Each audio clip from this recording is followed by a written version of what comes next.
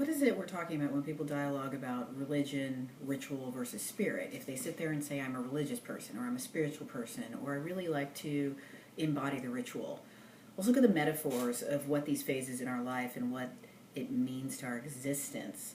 The aspect of religion, you could look at these as three different levels of graduation of consciousness and development of self. You can see religion, and this is not to be a negative, as a structure like a parent-child relationship, where somebody has a set system, you come into their house, you follow their rules, and you embody what their beliefs are, so that you can learn the culture of this. You can learn the culture of the experience of being in that practice. It's a form of discipline. And it's almost exactly like the parent-child relationship or the schooling relationship, where you become dependent on and benefit from the relationship. But there becomes a point where you start questioning whether or not you want to be in this system anymore, and it may be because your consciousness shifted and you needed new tools. That's when you may start reaching out to look into other religions, or you may just find that you like certain aspects, certain deities, certain icons, or go into the space of ritual. Ritual is the graduation space beyond being at your home with your parents and that kind of guidance and structure, of going into what's the equivalent of an academic setting at the university level. The university has always been a tradition that's associated with a guild, a learning environment for challenging structures and authority and allowing you to come to your own conclusions. In that sense, ritual helps you embody a new state of consciousness, and through repetition, whether you're chanting mantras, whether you're lighting candles, whether you're doing prayer, whether you're kneeling and sitting, whatever ritual you go through, they create a shift in your consciousness that's discipline. And like the university, it has a system put in it of, you will take these classes to get this degree. You have to pass with a certain grade. So it is graded, that if you decide that you want to follow through with a ritualistic system that exists, that is non-religious, but it is a system, whether you get a certification in a yoga class or you go into a mindfulness practice, whatever it is, they have a stepwise program, a system that's plug and play and can work.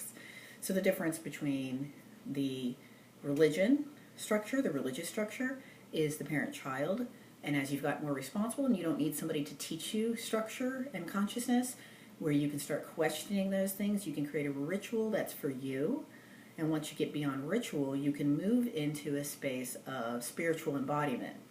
And it's all three of these can overlap at the same time, but the space of spirit is where you're really, they talk about going and becoming true to yourself, or returning to your true nature, whatever that may be in any practice, or attaining Buddhahood, or being in the Christ-like body.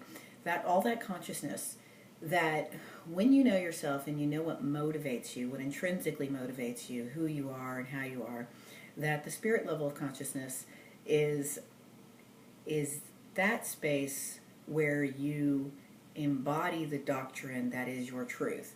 So when people say they're spiritual versus religious, they're saying that they're listening functionally to their heart-mind connection.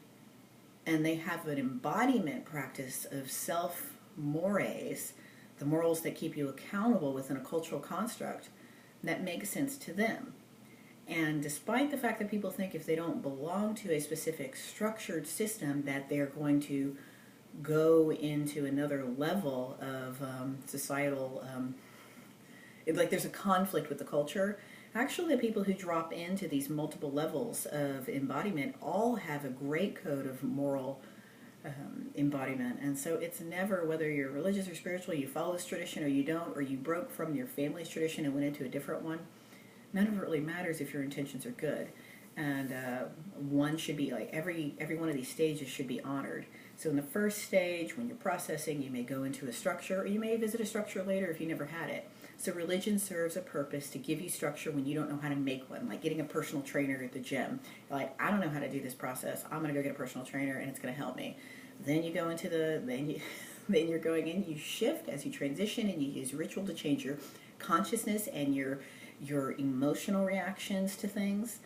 Then you can just step into your spirit and be present in every moment. And then it's simple. And that's it.